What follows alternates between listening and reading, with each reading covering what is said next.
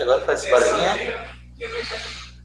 Boa noite, estamos ao vivo e começando a gravação, transmissão de mais um estudo do NEP.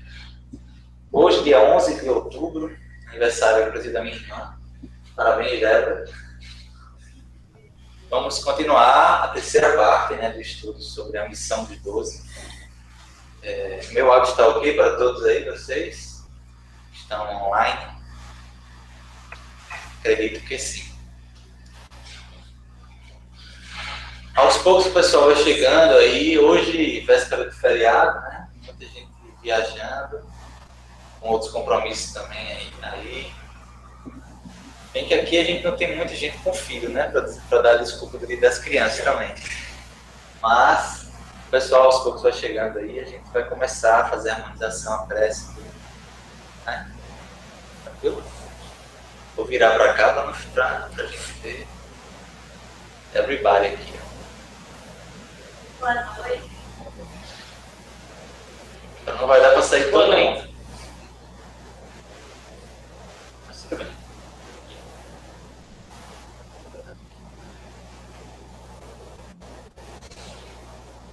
Vamos então fazer a nossa prece. Deixa assim, aqui. Depois eu troco. Eu fico trocando na posição. Na hora que for as dúvidas falarem, jogar aqui, quando falar disso. Bem, quem sabe o trabalho geralmente deixa um pouco atrasado. Quem deseja fazer a nossa prece hoje? Eu posso. Adora. Vamos elevar o nosso pensamento a Deus, pedir proteção a esse grupo de estudos, para que a gente possa se inspirar no exemplo do Mestre, para que a gente possa compreender a sua mensagem e disseminá-la através do nosso exemplo, da nossa conduta, das nossas palavras, dos nossos sentimentos. Abençoa todas as pessoas que estão precisando nesse momento, as que estão passando por necessidades físicas, espirituais, emocionais, que elas sintam essas vibrações de amparo, de esperança, de harmonia, e que possamos cada vez mais vibrar junto com a mensagem celestial. Que assim seja. Que assim seja. Bom, a Marisa já chegou. Marisa, hoje a gente está num cenário diferente. Aqui na sala da presidência. Vocês podem conhecer, tem quadros muito bonitos, inclusive aquele ali. Dá para ver. De Joana de Jesus. Um artista, né, daqui. Flávio Tavares. Muito bonito. E, voltando aqui para a posição.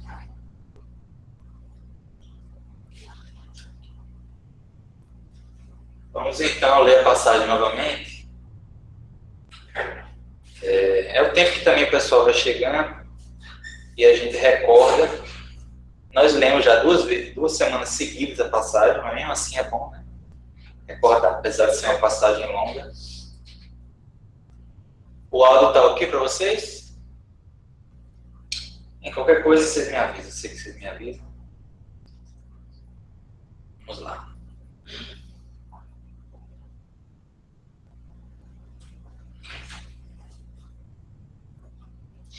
Olá, Mara.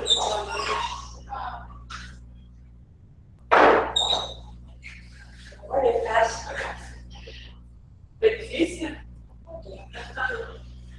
O que achou? Vou pedir então para João fazer a leitura só da tradução de Haroldo mesmo. Mateus 10, versículos 5 a 16, 12.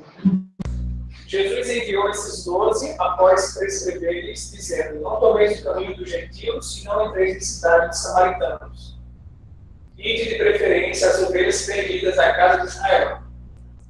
indo proclamar e dizendo: está próximo o reino dos céus. Curai enfermos, erguei mortos, purificai leprosos, expulsai daimônios, de graça recebestes, de graça dai. Não adquirais ouro, nem prata, nem cobre para vossos cintos, nem alforje para o caminho, nem duas túnicas, nem sandálias, nem cajado. Pois o trabalhador é digno do seu alimento. Em qualquer aldeia ou cidade em que entrardes, examinai quem nela é digno, permanecer ali até sairdes. Ao entrardes na casa, saudai-a. E se a casa for digna, venha sobre ela a vossa paz. Se porém não for digna, retorne vossa paz para vós. E, se ninguém vos receber, nem ouvir as vossas palavras, saindo daquela casa ou cidade, sacudi o pó dos vossos pés.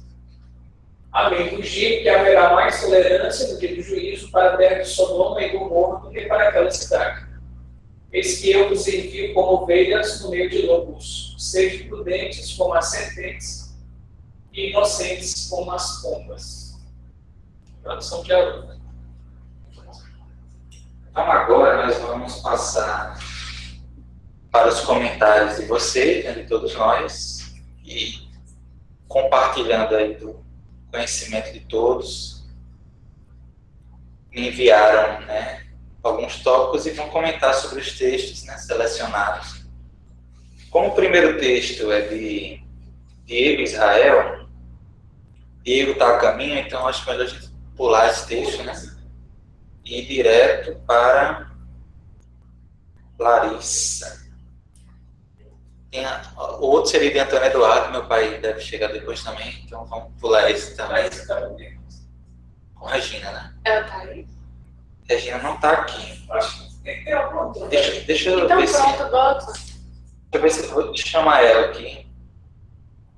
Giana também não está. Giana falou nada não. Eu acho que ela vai chegar. Tem uma dúvida aqui. É uma dupla completa.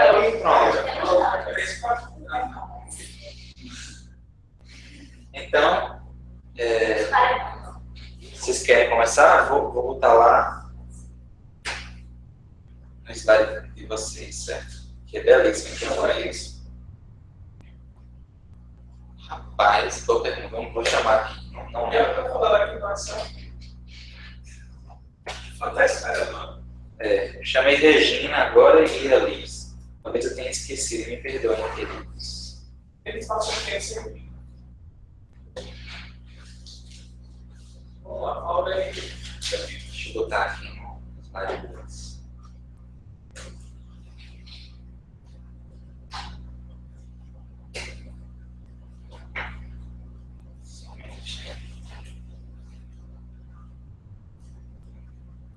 Ok, então, esse é só dizendo o livro, né, e o título. Que é Manuel, o livro Pão Nosso, capítulo 71. Sacudir o pó. E aqui, fiquem à vontade. Então a gente separou esses trechos e nós vamos ler. Porque a menina vai falar qual é a visão dele sobre sacudir o pó. Pode. Sacudir o pó dos pés é não conservar qualquer mágoa ou qualquer detrito da luz, em face da ignorância e da perversidade que se manifesta no caminho de nossas experiências com Deus. Abunda o povo alheio na edificação espiritual do mundo e de si mesmo, sacode, pois, as más impressões e marcha alegremente. Então, a gente pode tirar que a grande mensagem do sacudir o pó é o perdão. É o perdão das más impressões, das ofensas. É você deixar o pó lá. Deixar o pó, deixar a sujeira lá e seguir em frente. É você não levar consigo as más impressões. É não levar consigo essas más experiências. Prosseguir. Com o objetivo maior. Sacudir a poeira, deixa aí a poeira e vai-se embora. Vem cá, tem aquele último parágrafo. Aqui, ó. Eu não sei se você leu, eu mandei uma mensagem. Eu li. Né? Ó, eu vou ler e se o tempo der, eu gostaria de contar uma pequena experiência. Já Na hora que eu li esse último parágrafo, aí, imediatamente eu lembrei da experiência que eu tive, sabe? Se alguém não recebeu a boa vontade, nem que percebeu a boa intenção, porque a perda de tempo em sentenças acusatórias. Fala de tudo, não soluciona os problemas espirituais, ignora-as, acaso que o negador e o indiferente serão igualmente chamados pela volta do corpo à nossa parte de origem? Recomendo-os a Jesus com amor que prossegue em minha reta, buscando os teus sagrados objetivos. Há muito por fazer na edificação espiritual do mundo e de ti mesmo. Sacode coisas mais interessantes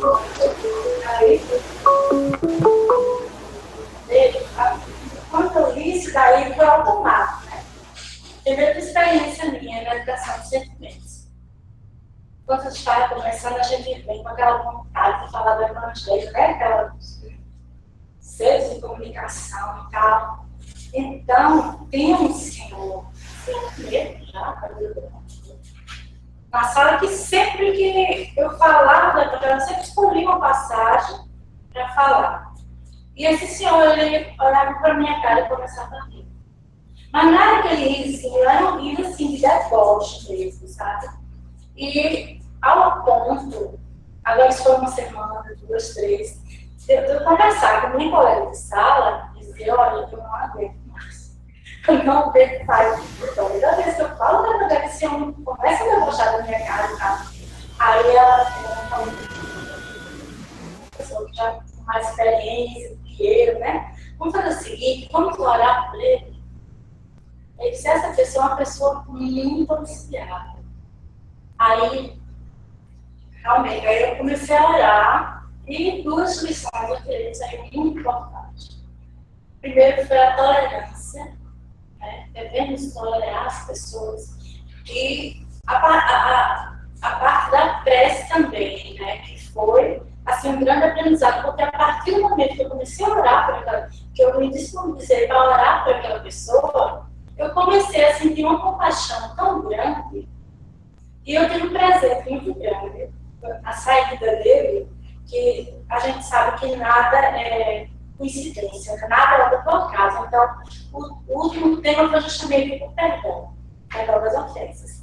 E eu não sei porquê, né? Eu já tinha perdoado ele. Mas ele fez questão, no final, levantar e me dar um abraço. É como se ele estivesse me pedindo desculpas, sabe? Me desculpe pelo mau jeito e tal. Mas foi uma experiência muito linda. Eu aprendi.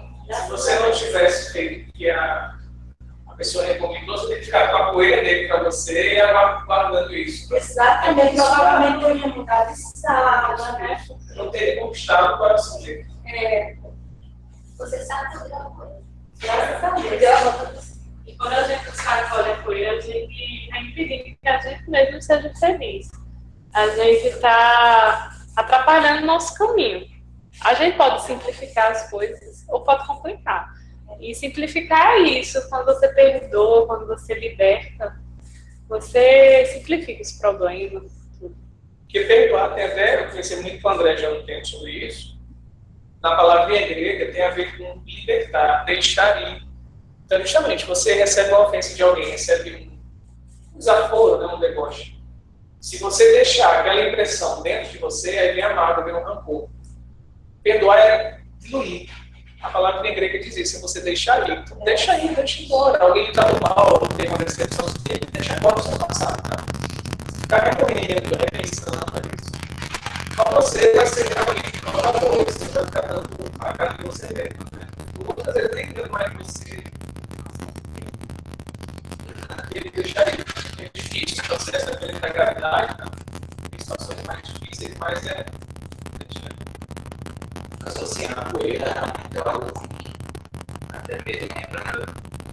Muita gente tem alergia à poeira, né?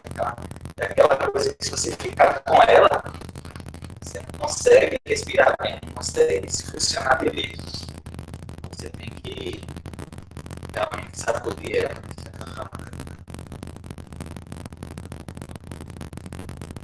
Então, vamos... só atualizando vocês aqui, chegou Regina e Giana. Estão conosco. Elis. Ela não pediu convite, ela está Não sei o que está vendo. Eu mandei várias vezes já o convite. Mas enfim. Então o próximo poderia ser Larissa e Regina, né? Pode ser? Ela está aqui. Vou colocar então lá o slide de vocês. Só um minutinho. Então é a Amélia Rodrigues. Eu li o texto ali, mesmo não sendo lido, né? A narração dela é fantástica. Vamos lá. O texto chama-se A Sublime Revolução. Então vamos ver como é que aconteceu essa revolução. E quem foi esse ser que fez a revolução? Tá bom. E agora, pessoal? Melhorou? Melhorou, gente? Tá ok o áudio? Amélia Rodrigues, Vivendo com Jesus. Melhorou. Que bom. Não entendeu muito. Vai. Bom, aí a Amélia Rodrigues está contando, né, como foi essa revolução. Israel aguardava um condutor que a libertasse do nefando jugo romano, concedendo-lhe favores extraordinários e facultando-lhe a preservação do orgulho de raça, denominada eleita por Deus em detrimento de toda a humanidade. Então, essa é a concepção que os judeus tinham, né? Que eles iriam ser libertados, mas que eles iriam, vamos dizer, dominar. Né? Seria uma libertação onde eles iriam preservar todo aquele orgulho que eles tinham, certo? Aí, por isso eu coloquei essa foto.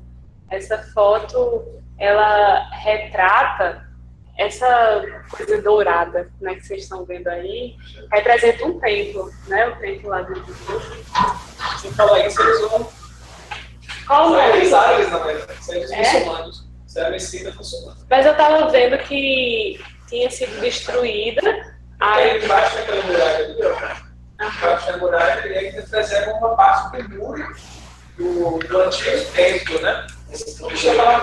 Que chama da habitação, né? A cidade era toda cercada, hoje só tem uma parte da cidade. Mas isso é tudo dourado, é uma mesquita muçulmana, na verdade. Porque antes tinha um templo que tinha sido destruído, aí construíram essa no lugar e essa daí é dos muçulmanos. Na verdade, o templo tinha na época de Jesus, e Jesus disse: esse templo vai ser destruído, né? Então, quando Jesus morre, no ano de 70, mais ou menos, os romanos decidem abafar as revoltas que alguns judeus estavam promovendo. Eles destroem Jerusalém. Eles destroem tudo. Acabou o templo de Salomão, acabou tudo. Eles não têm mais templo, né? Isso aí foi os muçulmanos que fizeram também. Desse modo, embora as demonstrações exuberantes do Rabi Galileu, os israelitas esperavam um vândalo impiedoso que vingasse as gerações transatas que estorcegaram os longos cativeiros e na humilhação sem nome. Estorcegaram que sofreram, vamos dizer assim, né? Então, eles queriam um rei que fosse libertar o povo e livrasse de toda a humilhação que eles passaram, né? E a Amélia Rodrigues contou tudo que o povo passou, o povo judeu. Pode passar isso. Eles queriam um super-herói apenas para vingar tudo aquilo. Na verdade, o Messias dele seria um super-herói. É de Amélia. São as palavras dele. O mestre iniciara o seu ministério conforme anunciaram os antigos profetas.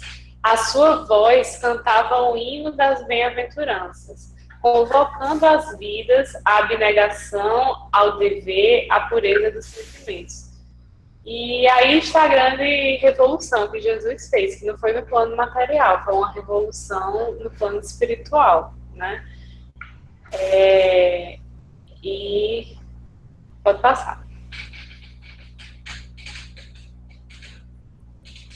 Diferente de tudo quanto ocorrera antes e jamais voltaria a suceder, a revolução não destruía vidas, as erguia, não derramava o sangue dos lutadores, estancava-o naqueles que se encontravam feridos. E aí está a grande diferença, né? A revolução realmente aconteceu, mas em vez de destruir, de humilhar, muito pelo contrário, procurava estancar feridas, procurava sempre construir, orientar. Ele viera para dar, para doar-se, para servir como jamais outrem assim proceder.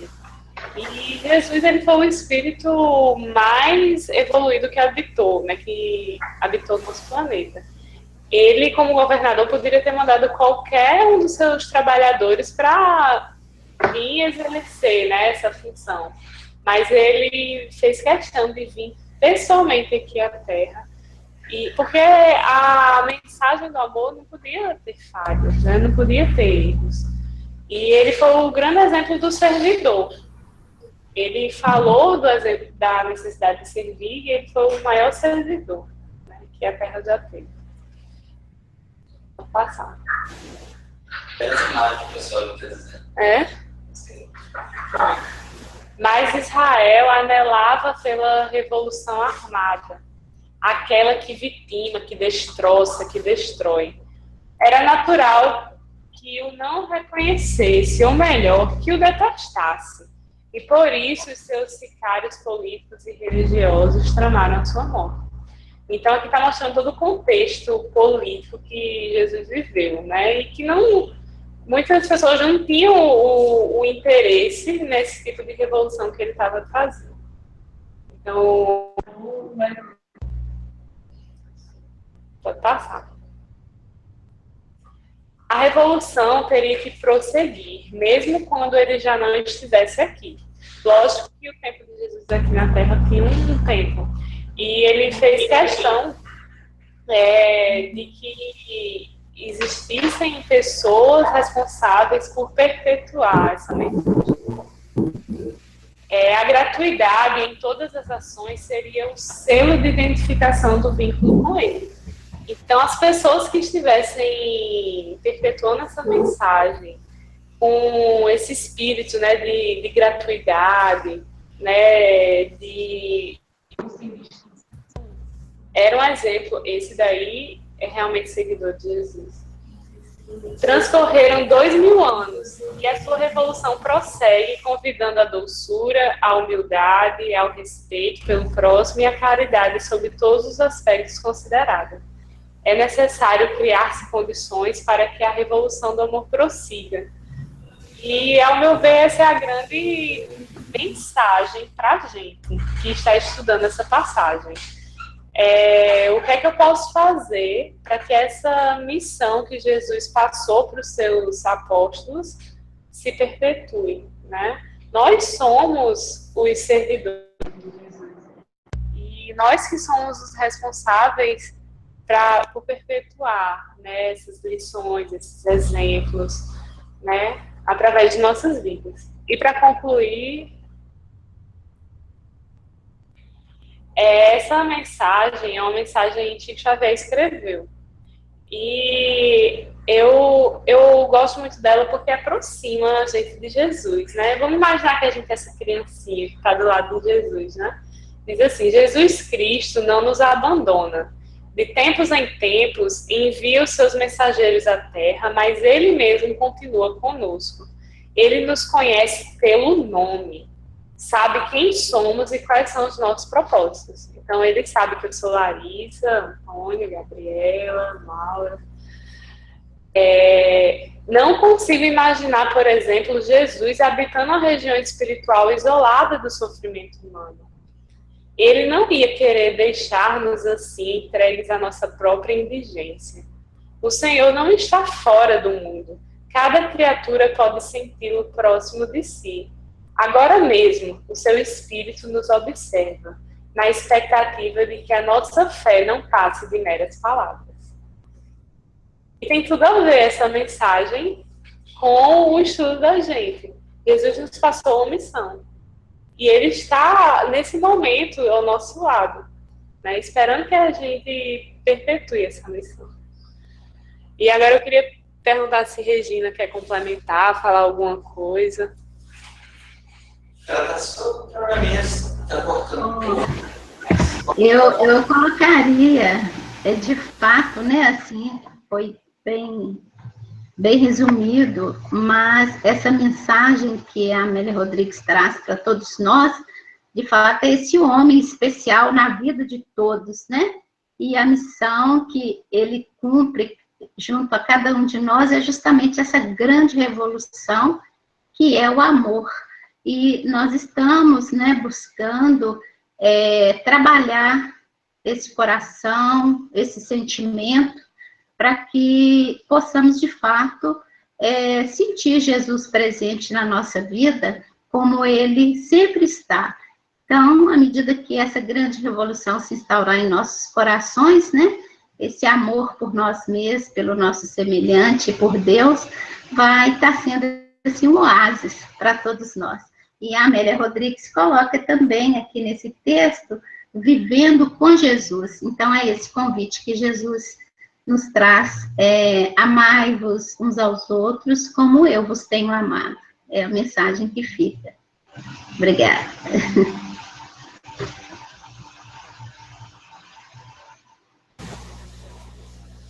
Obrigado, Regina. Muito bom. Então, mais alguém quer comentar algo sobre essa passagem? Então, agora, vamos ver. A Giana está aqui, só que ela está caindo muito. Ela que está tendo mais problemas, assim. Mas você pode... Ela está aqui agora, não sei se ela está nos ouvindo. Giana, você... Tô. Tá conseguindo ouvir? Olha, parece que agora... Mais ou menos. Mais ou menos. Vocês conseguem me entender? Sim, Conseguimos sim, Giana. Nossa, tá... de vez em quando tá congelando, congela a imagem e... Dá para o que vocês falam. Por acaso já chegou a minha vez? Estou sem entender nada. Vamos fazer então? Ele está aqui, enquanto ainda está dando para ouvir. Então vou colocar aqui. Gente, deixa eu perguntar, chegou a vez da nossa mensagem? Sim, Giana. Vamos fazer a Giana e João, né?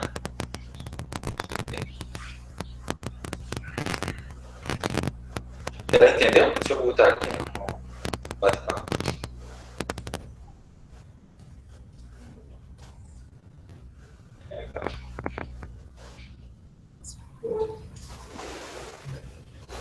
Bom, você vai começar ou ela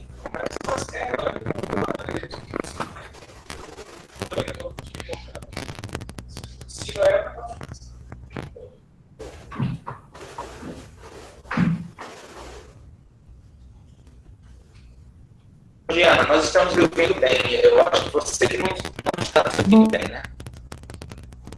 Se você puder, pode começar a comentar sobre o texto. Vou tentar.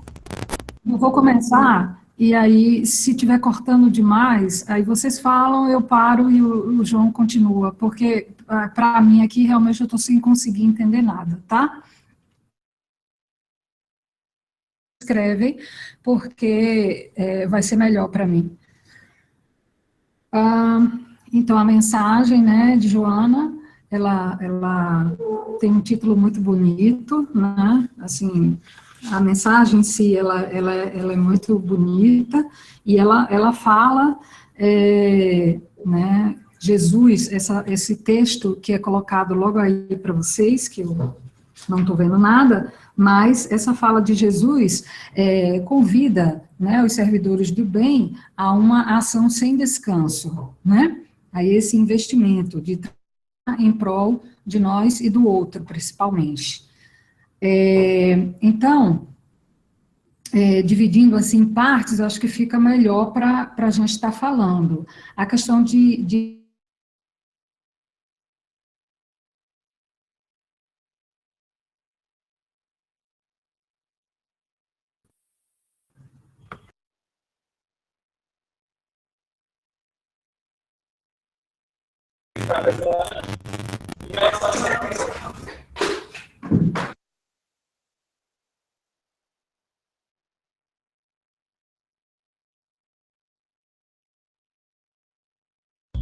curar os leprosos, né, e conquista os demônios, missão de dar de graça o que recebemos de graça. A gente vai analisar cada um desses pontos, né? O que a gente quer saúde, o que é ressuscitar os mortos, o que é expulsar os demônios.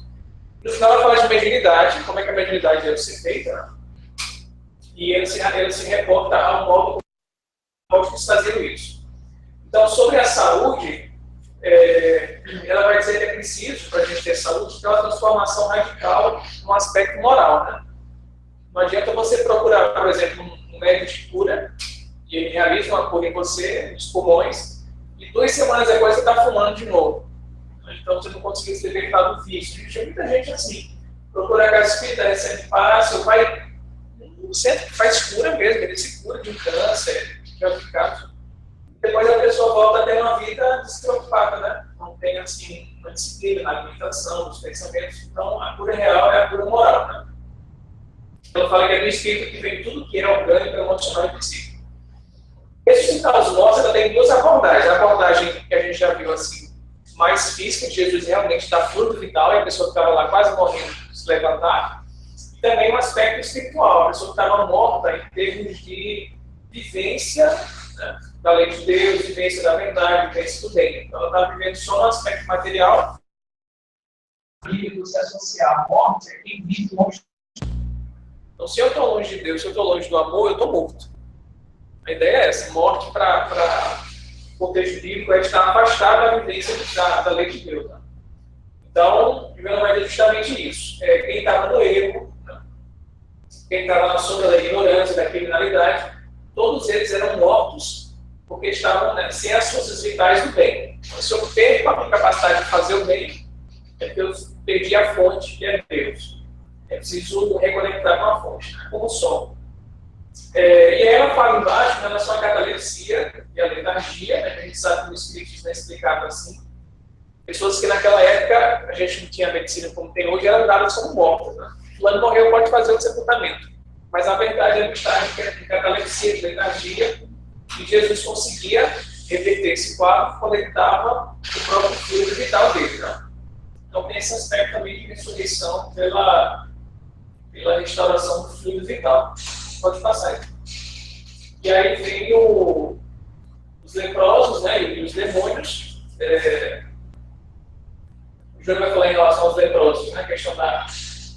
Tudo que basicamente o pessoal via ter doença de pele, dizia que era ranceníase, né? Não sabia separar muitas coisas. Via alguma úlcera pela pele, alguma coisa mais purulenta, chamava de lepra. Não sabia diferenciar bem.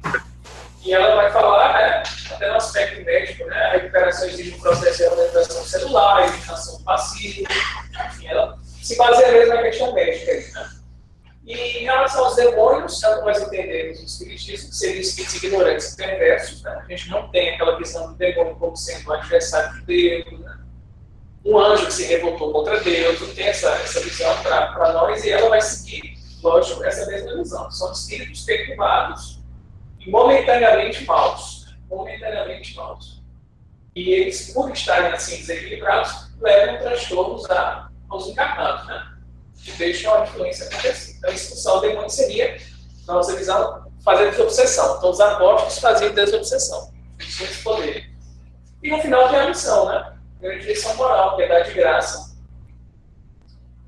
ao que havia recebido, porque nenhum deles tinha feito um curso. Interessante. Nenhum deles foi para uma faculdade de como fazer desobsessão. Não existia isso. Nenhum deles aprendeu a fazer curas, né, com o médico romano, o médico grego. Eles receberam esse poder da espiritualidade, receberam de graça. Kardec fala até uma coisa interessante. Kardec diz assim: é justo que um homem que passou anos na faculdade de medicina cobre quando ele faça a medicina. O médico, né? Tem um diploma na universidade, abre uma clínica.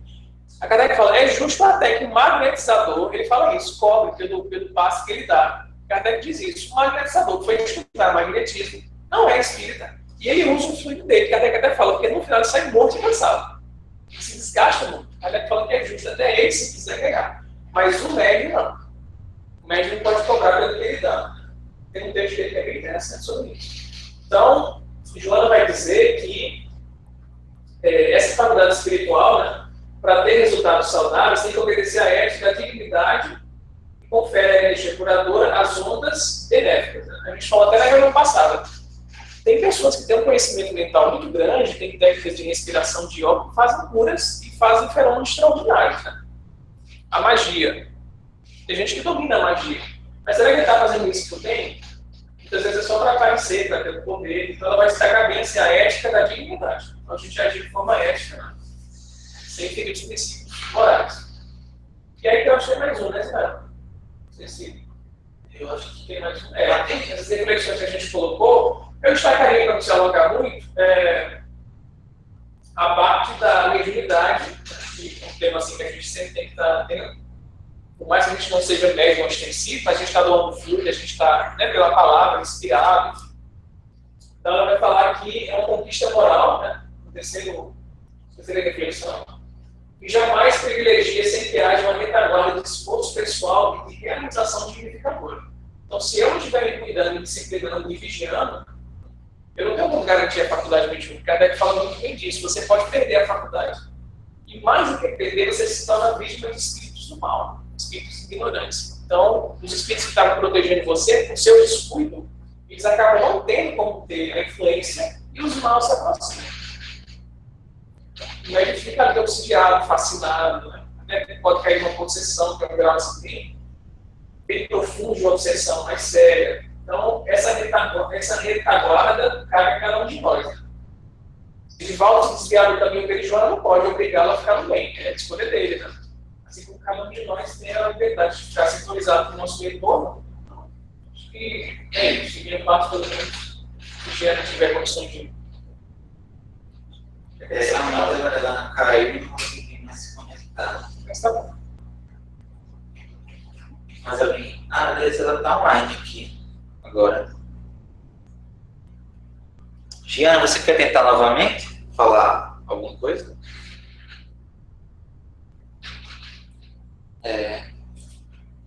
Realmente ela falou que não está conseguindo nos entender. Né? Vamos então passar para Nayara, que ficou com o Thales. O Thales só não está aqui. Mas, Nay, pode ser você agora?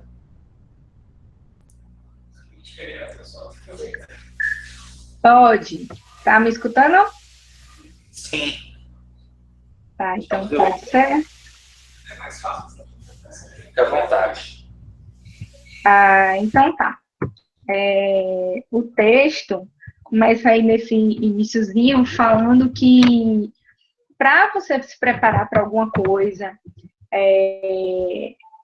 ou alguém para se preparar, né, para dizer que está preparado, é necessário, então, aí nessa jornada, o tempo, a maturidade e a ordem de Deus.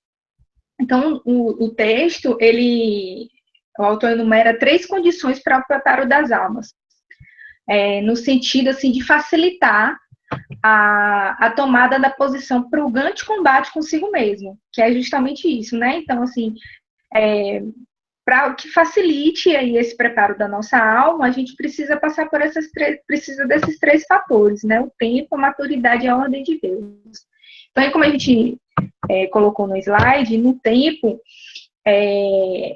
ele vai falando lá que provavelmente as instruções recebidas pelos discípulos vieram há muito tempo, não é? Tipo, não foi assim, os caras chegaram aqui e, né, foram os escolhidos. Não, isso já vinham no preparo, já tinham contado com o mestre, né? já eram companheiros de almas aí, né? E no dever de disseminar a boa nova. E aí esse segue-me foi o toque nos corações dos discípulos que já estavam preparados no amor, para o amor, né? Então aí ele tem outra partezinha do texto que não está aí, que ele fala assim, que depois de tudo preparado no campo espiritual, depois de planejado, estudado para a instalação da luz na Terra, Jesus veio para dar o toque do amor e fazer iluminarem-se todas as casas e indústrias espirituais, restabelecendo a paz. O ensinamento aqui foi apenas um toque, foi tipo um abre de sésamo nos corações repletos de coisas divinas. E aí eu fiquei pensando na gente, assim, também, né, aqui no estudo do MEP, assim, parece que quando a gente chega, eu pelo menos aconteceu comigo, e eu já vi outros relatos, outros depoimentos, é como se tivesse um estalo, um start, e como se a gente já tivesse sido preparado e abriu as portas e a coisa é facilitada para a gente, né? Aí essa segunda parte, que é da mensagem, que não tomeis rumos aos gentis, nem entreis em cidades de samaritanos, e também dai preferência às ovelhas perdidas da casa de Israel. O mestre falou para, não no sentido de, que a gente já comentou em outro momento, né? Não no sentido de desprezar gentios e samaritanos, mas porque eles pouco precisavam de advertências morais acerca da vida. E em relação às ovelhas perdidas, ele incentivou o colégio a postular, amparar o caído, dar pão a quem tivesse fome, vestir os nus e visitar os encarcerados. Que a gente também já comentou, acho que no estudo passado, esse sentido assim, do que seriam essas ovelhas perdidas, né? E aí, para finalizar a mensagem, que é o outro slide, passa, por favor, Ismael. Isso. Aí ele traz uma mensagem bem bonita, assim, né? Que é essa parte que Jesus fala de ir, de curar os enfermos, ressuscitar os mortos, etc. Que eu vou ler, tá, gente? Porque, assim, eu acho bonita ler, acho bem bonita, assim, então, ler logo tudo. Nós outros, meus irmãos, não podemos proceder de outra forma. Se o evangelho redivido nos toca, como outrora fizera Jesus com os discípulos, procedamos da mesma forma que eles, avançando contra todos os obstáculos e sendo fiéis ao chamado do céu, renovando nossas ideias, ampliando o nosso conhecimento e ofertando de graça o que de graça recebemos, por bondade de Deus. E ele ainda finaliza, assim, falando que para a gente ter o espiritismo como estandarte, na cura da enfermidade moral, nessa ressurreição dos mortos do entendimento, na purificação dos leprosos de alma e no domínio da força demoníaca dos nossos instintos inferiores, transformando-os nos anjos da virtude em direção à vida eterna. Eu acho muito legal, assim, essa parte que ele coloca, assim, para a gente ter bem o espiritismo como estandarte para todas para essa citação de Jesus, né? E eu acredito mesmo que, assim, realmente a gente manter isso, porque a gente, de alguma forma, já foi preparado, teve esse abre de sésamo, então a gente manter esse estandarte do espiritismo para o qual a gente já foi sendo preparado, né? Falei muito rápido?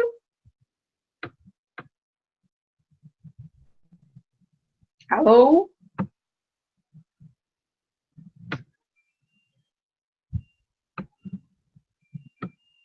E agora?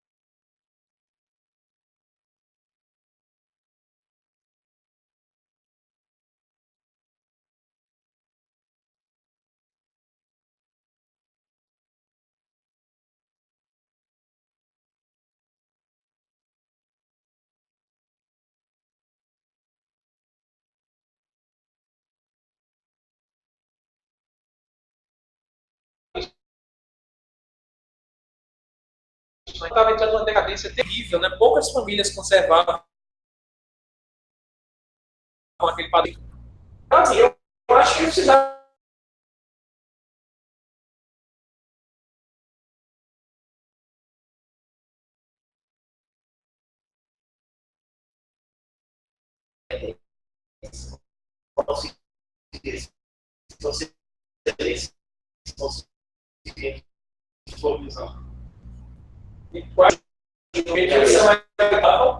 Não desprezar porque eles precisam de direito.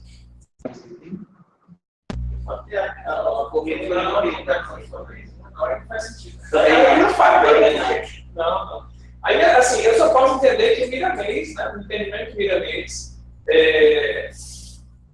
entender assim, que os judeus que tinham a revelação espiritual deveriam viver mais a lei porque tinham conhecimento, e estavam errando muito, que eram mais cobrados porque sabiam, e os gentios que não tinham a lei divina, né, erraram porque não tinham a lei. Você pode tentar e por aí, mas mesmo assim não Escolher um outro estágio em que você ia ser tão cobrado. Ia ser tão cobrado. Mas se não precisava viver, não precisava. E, inclusive, quando a gente pega a palavra gentil, tem que ter uma acepção tão ampla, todo mundo que não é judeu, todo mundo que não é judeu. Ou seja, todo mundo.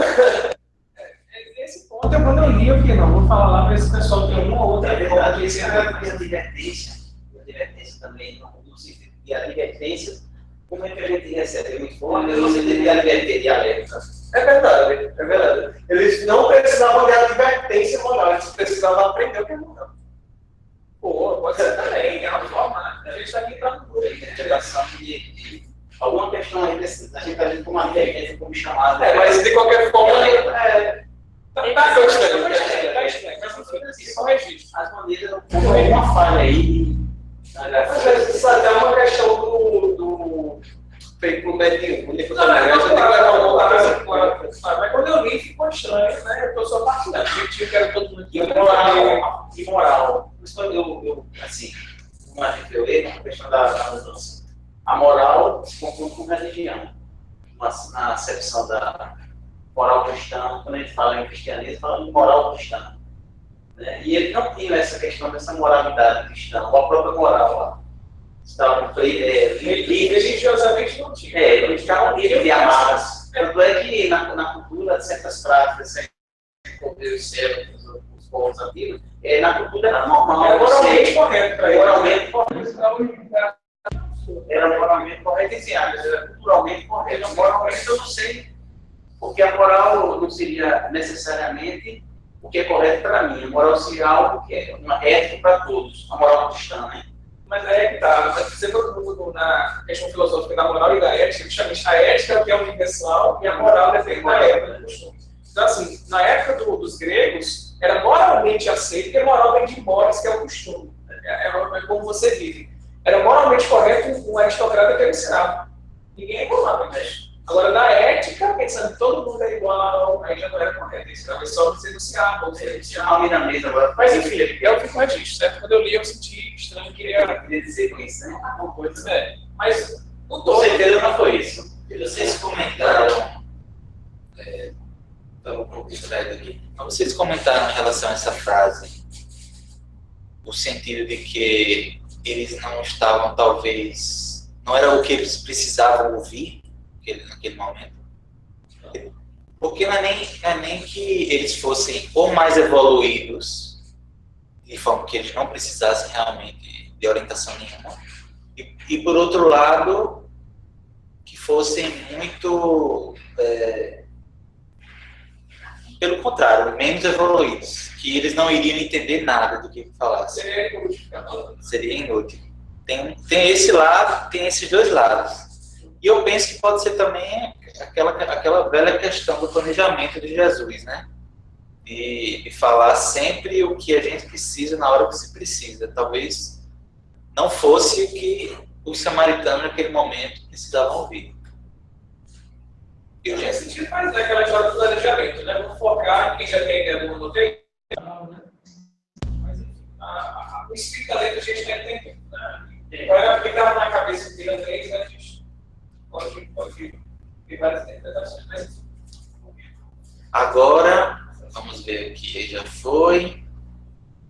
Deixa eu voltar um pouco aqui.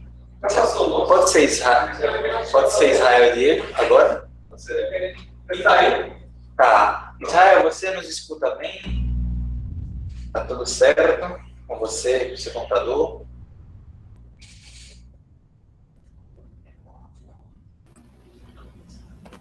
Vei.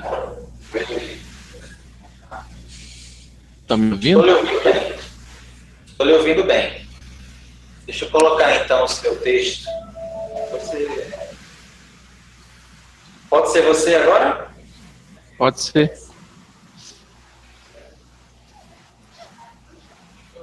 Então fique à vontade. Bom, então nosso texto foi de Gilberto Roden. A nossa parte então é da passagem: sedes inteligentes como as serpentes e simples como as pombas.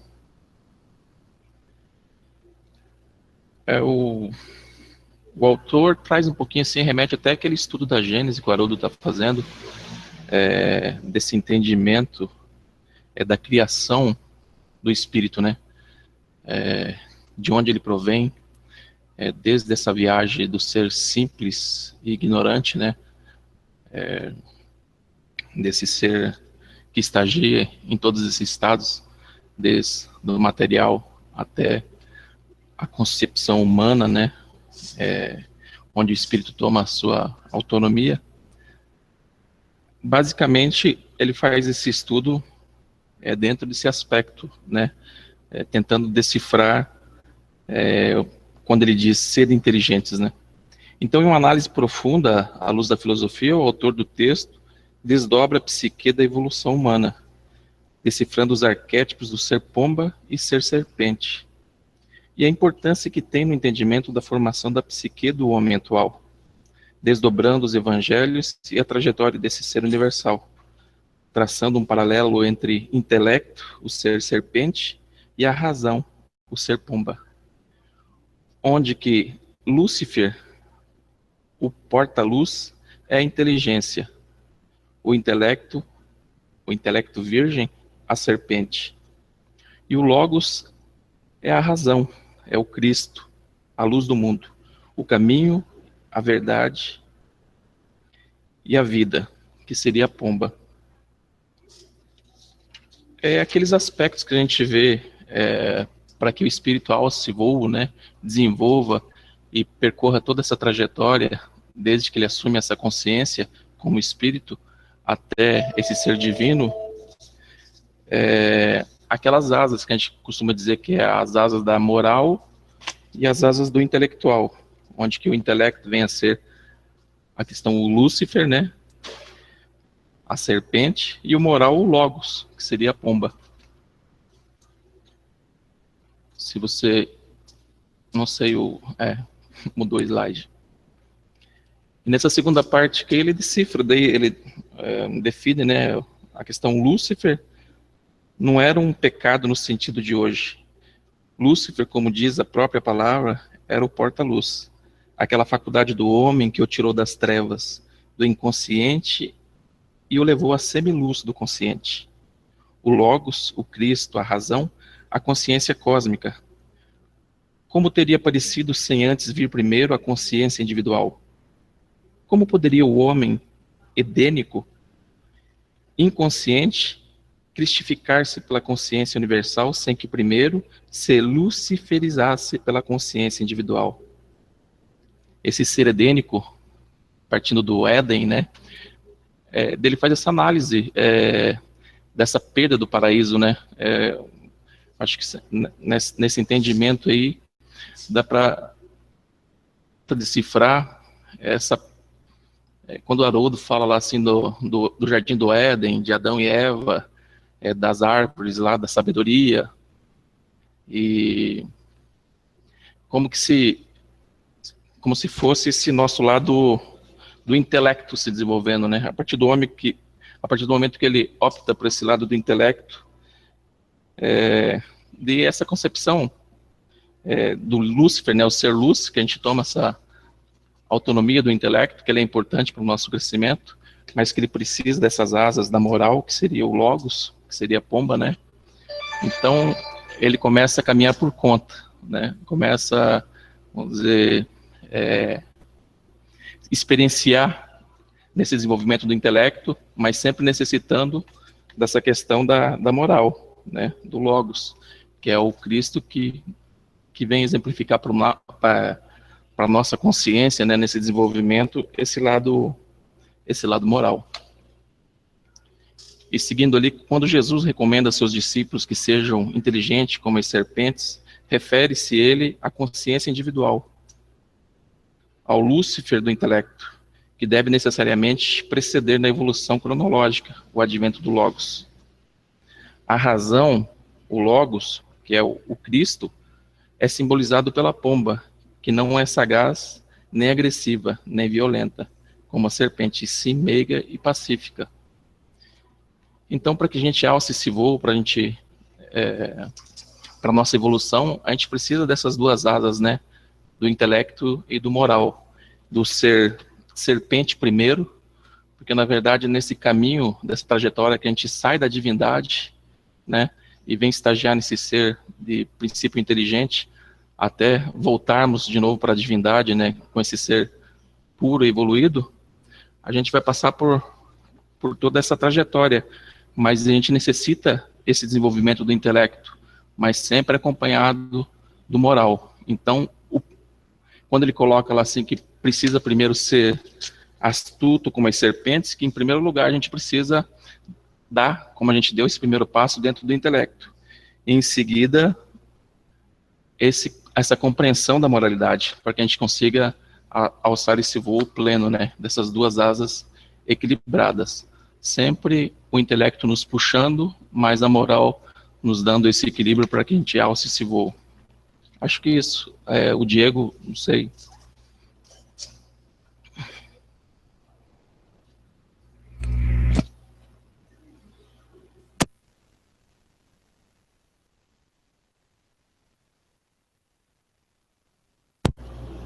Estão ouvindo aí?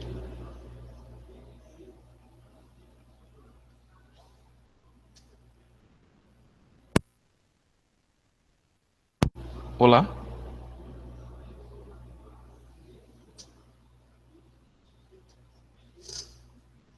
Acho que só eu que estou sem o retorno deles aqui, o áudio. O Diego...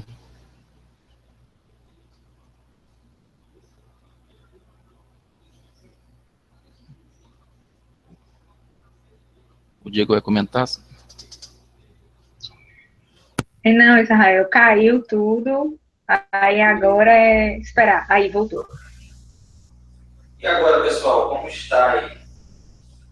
Lindo. Novamente deu aquele probleminha. Quando eu voltei com o áudio... Então, só o pessoal da internet que ouviu? Não, Diego parou. Tranquilo. Ele vai começar agora a falar. Tá. Então, não perderam nada. Então, eu sempre tive uma visão muito próxima dessa de Moder, né?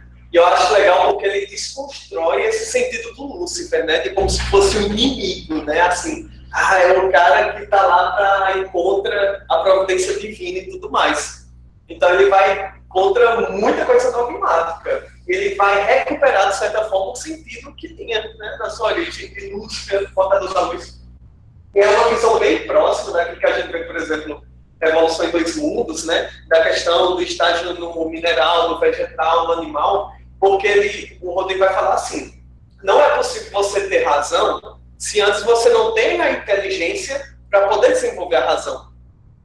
E não é possível você ter inteligência se antes você não tem os sentidos para você poder desenvolver a inteligência. Então é mais ou menos assim, quando a gente está na fase mais animalizada, a gente precisa dos sentidos, né? A gente precisa passar fome, a gente precisa do instinto, né? Para que nisso a gente comece a desenvolver nossa inteligência. E nós, enquanto seres humanos, estamos na fase, né, de já aperfeiçoamento desse processo racional que nós somos, desse ser racional que nós somos, né? Nós somos seres racionais, o que nos torna diferente dos animais que são inteligentes, mas não são racionais como o ser humano. Mas estamos nessa fase de aprimoramento dessa razão, né? E são justamente, como ele disse, essas duas asas que nos farão alçar esse voo. E outra analogia legal, muito boa para encerrar, que ele faz. Ele diz o seguinte, né? Lúcifer, né? Inteligência, e Logos, razão. Ele fala 3 frases. Lúcifer sem Logos é o intelecto.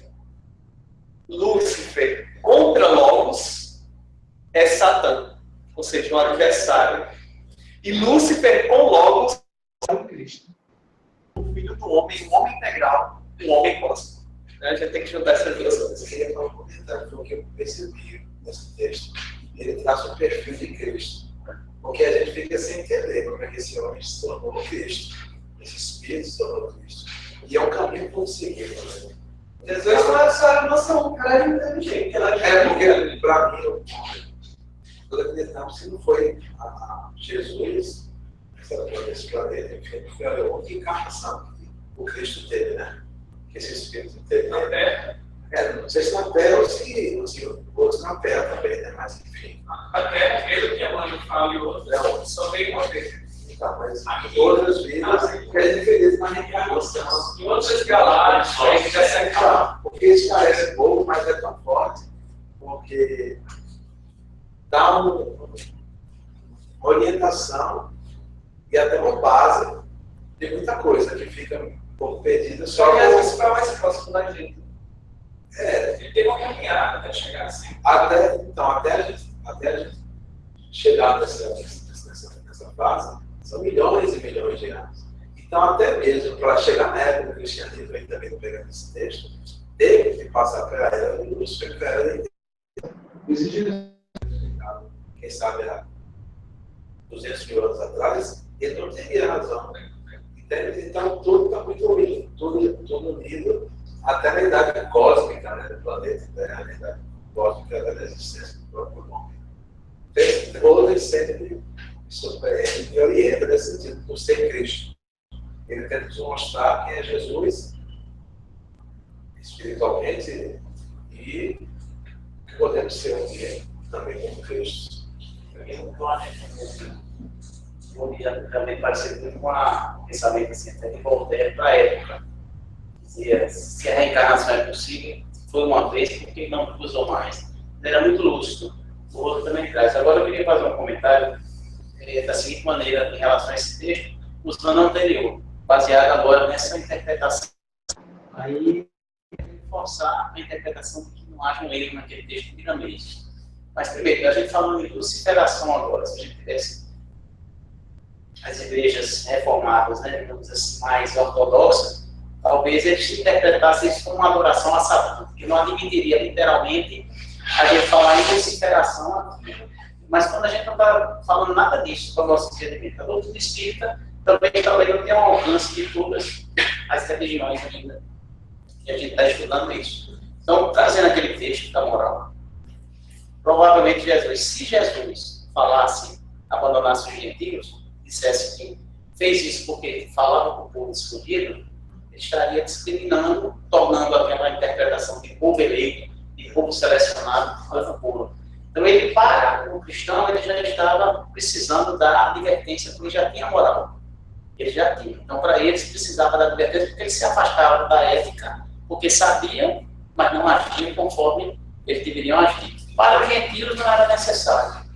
Por quê? Ou para os gentios ou samaritanos. Porque eles estavam dentro da moral deles, estavam dentro do princípio ético para eles, estavam cumprindo o que a ética deveria fazer. Então, a admoestar, trazendo para ele uma ideia de moral diferenciada, requer uma maturação, requer assim, um tempo, não seria forçar pegar uma criança que ele ensina a física quântica nesse aspecto. Ele não estava cometendo pecado nenhum. Então, seria, para ele, não precisava a advertência moral. Deus tinha disso. A moral, mas ele já culpava. Por que a gente está com essa visão? Aí, trazendo a luta, nos muitas vezes a gente vai ter que abandonar a visão dessa interpretação. Aí a gente pode falar da serpente, trazer ela como algo positivo. Né? Quando a gente tem a visão cartesiana, a serpente é mal, o bom é a pomba. E aí já não é, nessa fusão, já foge dessa visão cartesiana. Só esse comentário para a gente ver. Talvez o Miriam Mês, por exemplo, vai colocar Miriam Mês, aí vem um pouco da vida. Nós somos uma verdade. No finalzinho ele fala, Lúcifer com Logos, volta é o Cristo. Então nós somos essa unidade. A gente nem é só coração, nem é E só não é inteligência. nem ruim nem bom. Não, Tá falando A gente tem que saber usar os conhecimentos. Bem rápido, assim, dessa passagem da serpente, da pomba, né? A gente entende o contexto dos apóstolos, que estavam sendo enviados, é mais ou menos isso. A gente estava dizendo, ó, não sejam. E vão precisar usar a inteligência que você precisa aprender pescando, fazendo contas, né? Como o Mateus fez. É preciso usar a razão. Mas também não sejam secos, aquele intelectual seco que não sente as pessoas. Tem que sejam como a pomba. Então eles precisavam ir para o campo de batalha, né? Da semeadura do evangelho. Usando as duas coisas que eles tinham, razão e coração. E saber na hora certa usar mais uma ou mais outra. Desafio é esse. Eu estava olhando essa imagem e eu achei ela muito simbólica, sabe? E para mim essa serpente, ela faz com que você possa até sair do chão. Que a serpente se engalha numa árvore e faz com que não se corte no chão. Então aí já está nos aproximando, vamos dizer assim, de Deus. Mas os grandes voos só serão capazes, né, através da pomba. A pomba que vai fazer, vamos dizer assim, a moral que vai nos fazer realmente se aproximar ainda mais de Deus. Inclusive ele diz assim, a serpente na horizontal é a inteligência aplicada aos próprios bens, aquilo que é tudo da matéria. A serpente na vertical é justamente o intelecto do amor. Isso. Então, a definição da verdade, uma gota de verdade, de amor, né? De amor, agora, vamos lá com o texto de Marinho, na verdade, é anti-mediunidade, que está no livro da Esperança, capítulo 87. Então fica à vontade, quem quiser começar, Antônio. Posso nesse texto, Emmanuel vem falar da questão da gratuidade, né? Da mediunidade. E ele começa nesse capítulo com esse texto: procure, pois, aquele que carece de viver recursos em qualquer parte, menos a mediunidade. Quando não tem do que materialmente pode dispor. Os espíritos levarão em conta levantamentos e sacrifícios, ao passo que se afastam dos que esperam fazer deles uma escada por sul. E aí ele vai dizendo o que é a mediunidade para muita gente. Começa dizendo que temos auditores mostrando rotas seguras aos navegantes, expostos à via pública a benefício de todos, recinto doméstico, índios particulares, sinais de trânsito prevenindo desastres, os educandários antes da instrução. Enfim, aí vai demonstrando muitas coisas da mediunidade. E aí me veio uma questão, porque está muitos exemplos que vocês estão vendo, de coisas materiais, de coisas realmente que existem nesse plano material. E não seria isso, então, até uma atuação da própria mediunidade, da própria espiritualidade na vida cotidiana? Porque é metafórico isso, com certeza, mas também tem o quê? Emmanuel nesse sentido, até quando fala velha conchulhante que salva o barco, colchoneria, é tão dispensável quanto o luxo aristocrático de cereja na escola, um amparo à inteligência transviada da ignorância. E aí vem levando a questão do instrumento e da própria mediunidade, né? O instrumento é o médium. O espírito, ele é Deus, nós somos Deus, mas ele, nesse sentido, ele é o contato nosso com Deus. E os dois têm valor. Quando ele fala aquela vela, inclusive rasgada, mas ela tem um sentido. E o luxo na escola também. Um é bem elegante, um é bem sofisticado, o outro é simples. Por isso, não se deve, com certeza, se cobrar, porque o auxílio ele vai vir de alguma forma. Naturalmente que pode ser da forma mais simples possível, como esse lustre, essa vela, que é, no caso, uma pessoa que faz uma cura de alguém nesse sentido bem simples, aconteceu, dando exemplo comigo, de fenômenos mediúnicos, incorporação, e acontecer coisas parecidas com cura, vamos dizer assim, coisas assim, né? E eu percebo que se aquilo fosse cobrado, se eu ganhasse com aquilo ali, aquilo se tornaria até para mim, que no caso seria o instrumento, algo vão. Porque entraria fazer o que com aquilo? Poderia estar me alimentando, estar tomando uma bebida, estar fazendo alguma coisa. E os espíritos que estariam ali também seriam interessados em dinheiro. Para eu comprar alguma coisa para eles, eu estaria comprando. Mas tornaria algo vão, algo sem razão. Eu não acredito que seja isso. Dar gratuitamente e gratuitamente receber. Então não tem cobrança no futuro, né? Agora eu passo para o outro lado. Só complementando essa parte aí, a gente está o texto é pequeno, eu poderia ler, cada um ia ter seu olhar sobre o texto. Então, o olhar que eu tive traz um olhar também no sentido da expansão do amor. Ou seja, seria difícil a gente amar e cobrar pelo amor. A mediunidade seria essa parte que ele está colocando aqui, a lâmpada apagada, ou seja, o fenômeno. O texto traz essa diretiva. O fenômeno por si só seria só o fenômeno da mediunidade. A limitação que você poderia cobrar tem o fenômeno. E perderia essa luz, né? Seria essa dimensão do amor. Ele adverte justamente isso. Esse dom, a mãe quando expande esse amor pelo filho, começa nessa expansão do amor, prever as possíveis possibilidades do perigo, do risco que ele vai passar em algum determinado momento, e adverte o filho para não ir. Muitas vezes, né, na prática, vê que acontece, a mãe, olha, meu filho, não faça isso, que tal, não vá para tal lugar, e você vai, contraria, e geralmente é a coisa da... Você vê essa parte que tanto é luz, o espetáculo é acessório. O próprio semáforo, aí está fazendo várias funções que necessitam de paga, né? De um médico que exerce a profissão necessita de paga. Mas a função da mediunidade, ela é exercida como uma função do amor. A essência da mediunidade está atrelada à prática do amor, a vontade do desejo que você sem querer algo em troca. Não quer dizer necessariamente que aí citando o Chico é uma pessoa considerada um homem chamado amor, então ele trazia a mediunidade dele. E muitas vezes foi necessário, nunca teve um patrimônio, até a casa dele foi ajuda de amigos. Mas que isso é um cuidado que a gente tem que ter. Ele não recebeu a paga, ele recebeu uma ajuda porque realmente era muito carente, é diferente. Alguém que diz, isso aqui é uma paga, não, porque ele poderia ser milionário, com a venda do livro, né?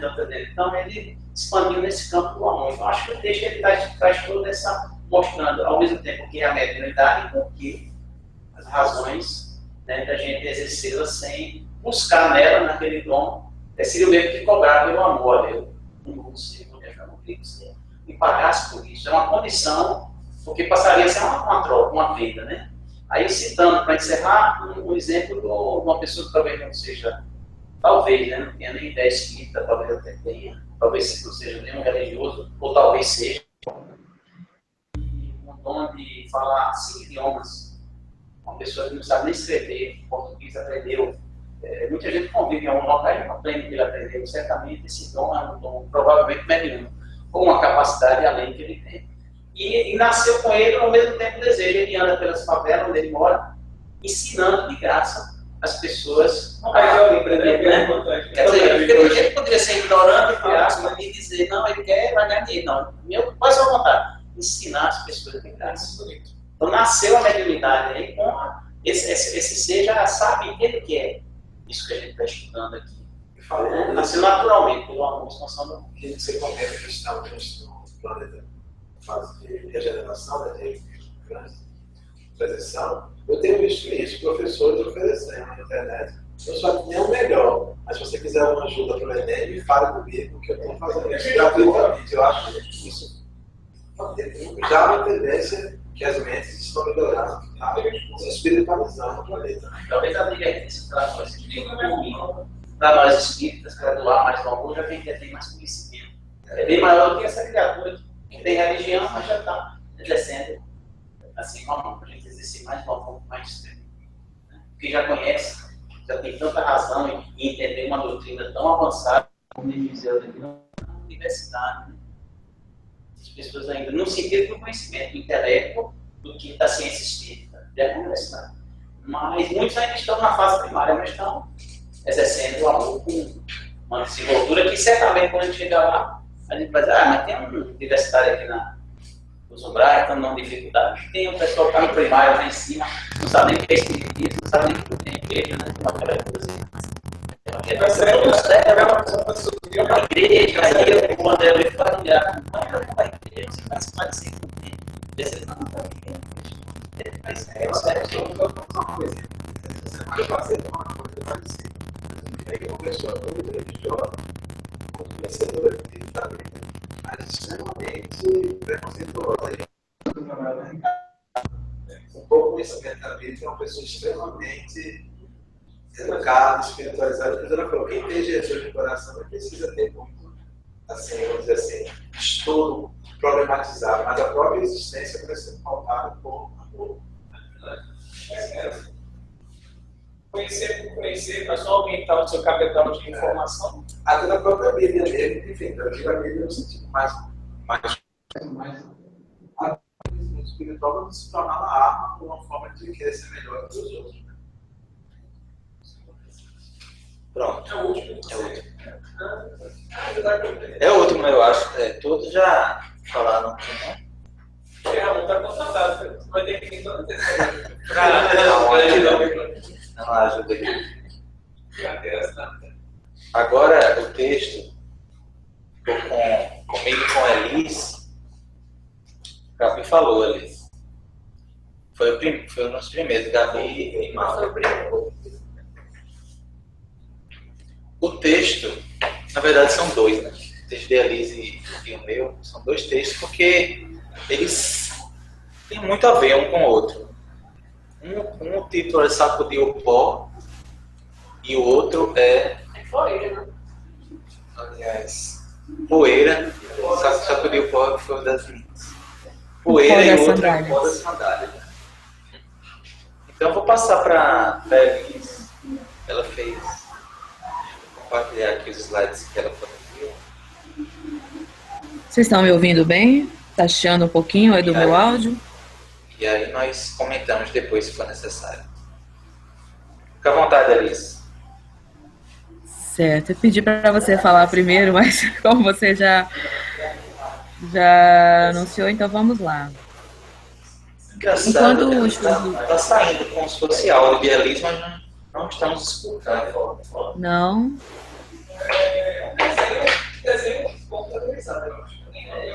Alice, nós não estamos ouvindo. Tá? Ah, vocês estão ouvindo? Quer dizer que isso... é aqui. É aqui. Estava mudo aqui. A caixa. Pronto. E agora? Agora sim. Bom, vamos lá então. Estava comentando que você tinha me anunciado, eu pedi para você falar primeiro, mas tudo bem. Qualquer coisa você me corrige. Perdão. Tranquilo. Bem, assim, eu gostei muito desses dois textos. Emmanuel, uma objetividade maravilhosa, né? E uma simplicidade faz com que a gente compreenda melhor o texto. Não está dando eco. Pelo menos aqui não. Bom, aí nesse primeiro, no Poeira, eu separei esses 3 pontos, né? Jesus referia-se simplesmente ao pó que costumamos guardar conosco depois de qualquer experiência difícil, poeira de ciúme e tristeza, desencanto e lamentação, poeira de inveja, vaidade e orgulho ferido. Onde não consigas ajudar, faze silêncio, esperando a bênção das horas. Não atires lenha à fogueira da ignorância, nem agraves a desolação da água turva. Seja onde for e com quem for, serve entendimento, esperança, otimismo e serenidade. Agora está fazendo eco. Bom, eu penso, Emmanuel vai direcionar as reflexões especificamente para a questão do pó das sandálias. E aí ele vai, no início da mensagem ele diz: muita gente acredita que o Senhor teria sugerido a reprovação aos que lhe não acolhessem a boa nova, ou o menosprezo de quantos lhe recusassem deliberadamente os ensinos. Então, eu acho que isso também responde um pouco à questão dos gentios que já vinha sendo colocada, né? Ele se referia ao posicionamento dos apóstolos diante da recusa das pessoas em relação à mensagem, né? Era muito mais uma assertiva direcionada aos apóstolos do que uma negação diante das pessoas que não conheciam a mensagem ou não conviviam naquele contexto, né? E ele coloca no sentido da necessidade deles e nós, né? Não se concentrarem no negativismo ou no ego do outro não querer compreender, não querer aceitar a mensagem. Lá na frente, nessa mensagem ainda, ele vai dizer: não atires lenha à fogueira da ignorância, nem agraves a desolação da água turva. É no sentido da gente compreender o outro, né? Se o outro está naquela condição de não alcançar ainda essas reflexões, então não adianta querer ainda mais incitar a discórdia. É preciso esperar o tempo, né, de cada um. E isso também, essa mensagem me fez lembrar desse trecho, né, da prudência das serpentes e da inocência das pombas, né? É nesse sentido também que é preciso ser prudente, né? Ter a prudência e, ao mesmo tempo, ter a inocência e a serenidade, porque é incompatível o conhecimento da mensagem de Jesus com a rebeldia, com a raiva, com a tristeza. Então, é uma reflexão que nos convida à coerência mesmo. Pronto, Ismael, dessa mensagem era isso.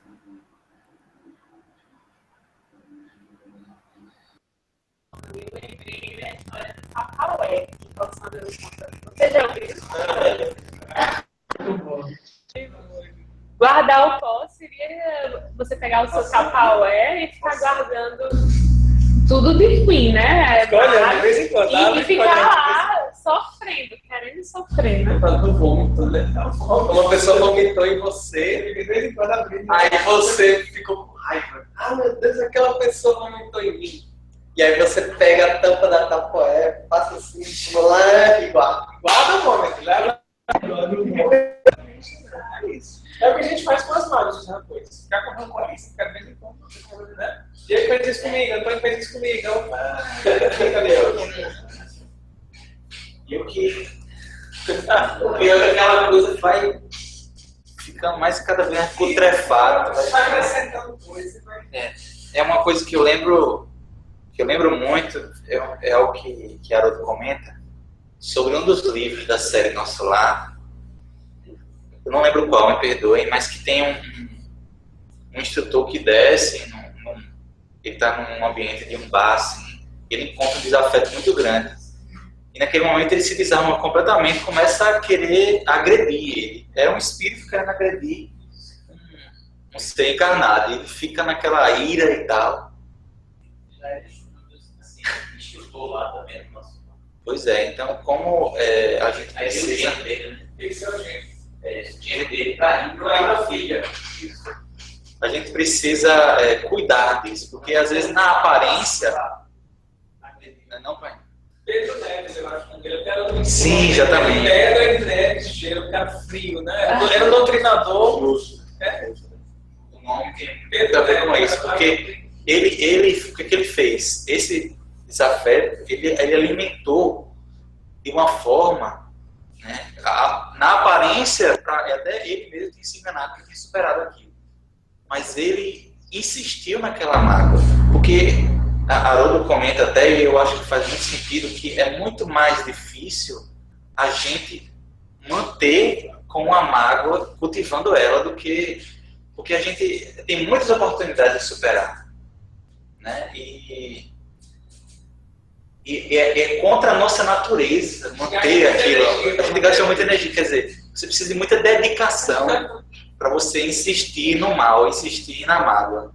Porque aparecem muitas oportunidades, então a gente precisa realmente se despir o quanto antes dessa poeira, dessa imperfeição, dessa mágoa, porque com o tempo ela vai cada vez mais se enraizando e ficando, e nos apodrecendo por dentro. Às vezes por fora a gente cultiva uma aparência e por dentro, né, é a questão lá dos sepulcros caiados. Né? Agora, uma mensagem de hoje que se intitula O Pó das Sandálias, que vai na mesma linha, né, tanto da mensagem de Gabi de Maura, como essa que a gente acabou de comentar. Elis, você quer começar também a falar sobre essa? Eu só queria acrescentar, assim, é como você estava colocando, essa mensagem ela vai no mesmo da anterior, né? Ele continua com as reflexões e, assim, mais uma vez, eu penso que sempre quando alguma mensagem é escolhida, eu sempre fico com as mensagens certas que eu necessito. Né? Então, em muitas experiências do cotidiano, a gente faz isso, acaba fazendo isso, né? Não se abrindo para entender o tempo do outro, ainda mais nesse momento que a gente está vivendo, de intolerância, né? De dificuldade de ver o olhar do outro em relação às circunstâncias da vida. Então, acho que foi providencial ler um pouco sobre essa necessidade de sacudir o pó. E nessa segunda mensagem, a gente destacou só os 2 primeiros parágrafos, né? Que é quando o Senhor nos recomendou sacudíssemos o pó das sandálias, ao nos retirarmos dos lugares em que a nossa cooperação fraternal ainda não se mostrasse suscetível de ambientação e reconhecimento, não nos induziu à indiferença, ao relaxamento ou à dureza espiritual. É que o amor próprio, quando destrutivo em nossa personalidade, nos compele a resoluções e atitudes negativas, que de nenhum modo se coadunam com o programa cristão que fomos chamados a desenvolver. E esqueçamos tudo o que nos incline ao resvaladouro da inutilidade e marchemos para adiante. Então, eu acho que também esse momento nos é pedido isso, essa necessidade de ser coerente com aquilo que a gente já conhece ou que tenta saber, que tenta viver. Não tem como, como eu já tinha dito antes, não tem como você compreender Jesus e querer vivê-lo e ter algumas posturas ainda de intolerância, né, de não escutar o outro. Realmente. Vocês nos ouvem? Só confirmando, porque ele está dando esse probleminha com o áudio. Está me ouvindo? Ok, ótimo. Então, gente, agora, nesse momento, acho que Elise já comentou muito bem, em geral, sobre as 2 passagens, não tenho mais nada a acrescentar. Contou, inclusive, uma experiência que eu selecionei essa mensagem para mim, Elise, e também a gente sorteia entre aspas a mensagem, né? A gente percebe que realmente esses relatos de a mensagem veio para mim na hora certa, acontece muito aqui no NEP. Queria agradecer então a Marisa por ter me ajudado, na verdade, feito todo o trabalho, basicamente cheguei no finalzinho ali só para dar um suportezinho final. Agradecer a Ramon aqui que está hoje ajudando a posicionar o microfone e a todos vocês que hoje fizeram uma reunião, né? Hoje foram mais vocês mesmos do que a própria dupla que facilitou, né? E a gente estava comentando agora no final como nós estamos bem servidos de vozes aqui no NEP. Marisa falou da voz de Elise, realmente a Elise tem uma voz bem bonita, tem Virgínia, o próprio André também. A minha, né? A de Larissa, que é a mais bonita de todos, né? Não, com certeza. Tem comparação. Desculpa. Hoje só ficou faltando o violãozinho mesmo. Mas alguém quer falar mais alguma coisa? Hoje foi muito bom. Olha, Marisa quer falar. Não, eu quero só agradecer. todo mundo, foi muito bom. Nos últimos dias, eu acabei não tendo tempo, né, de às vezes me dedicar como eu gostaria, foi muito corrido para mim, mas foi muito bom, obrigada, Ismael, você me ajudou demais, aliás, foi fundamental.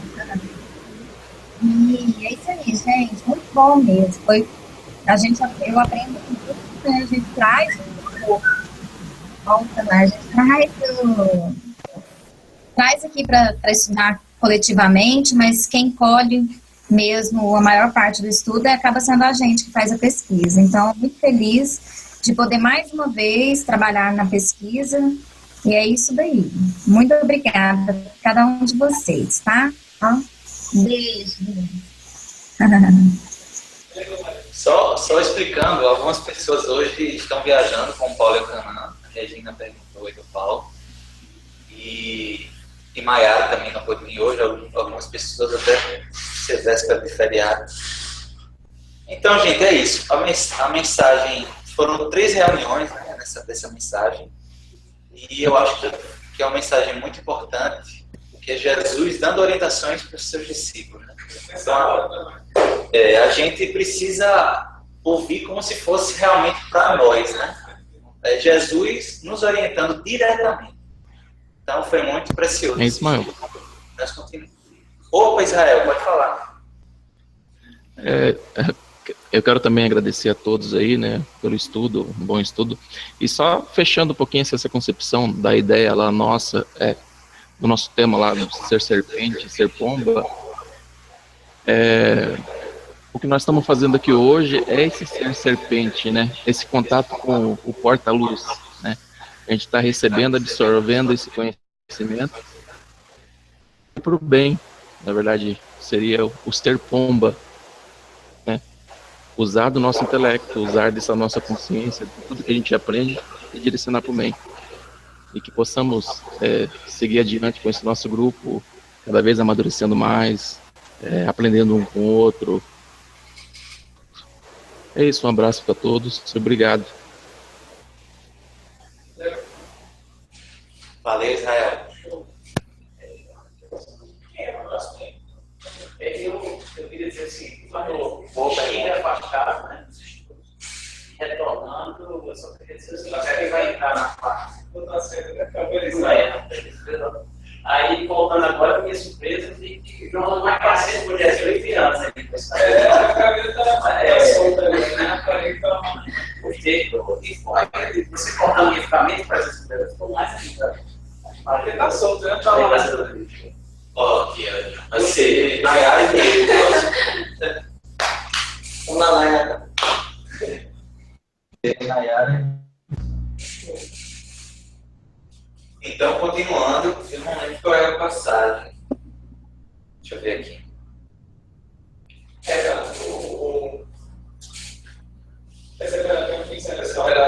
Perseverar até o fim de encenação. Que é a gente estava vendo hoje também. É um estudo bem denso. Tem muita informação e vai ser. Bom, a gente está na parte do Evangelho realmente que tem muitas parábolas, muita alegoria, muito bom. Então, vamos lá fazer a nossa prece. Larissa fez a inicial. Peça para alguém na internet, Larissa. Pronto, pode ser. Pode ser alguém na internet. Marisa, você pode fazer a prece, então? Pode ser, Alice.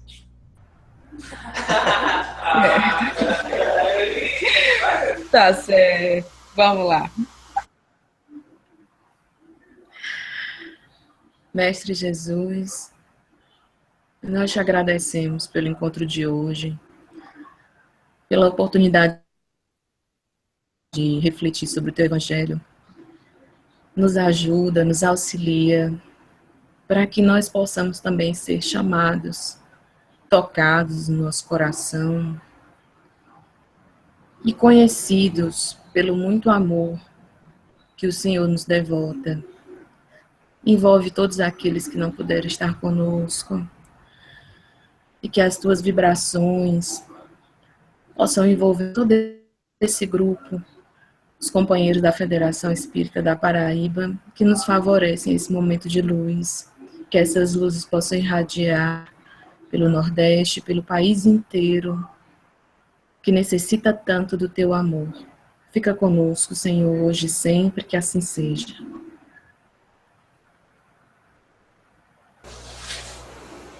E assim.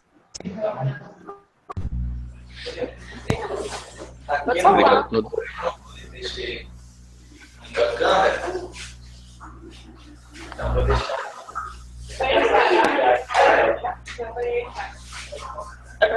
Um abraço, gente.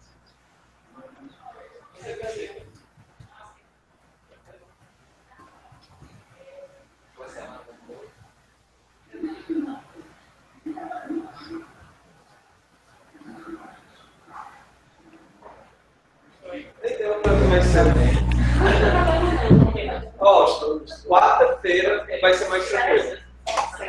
Porque até terça-feira, ó, tem que cuidar de tudo. Tem que fazer um resumo comparativo até segunda-feira. Eu vou tentando em casa.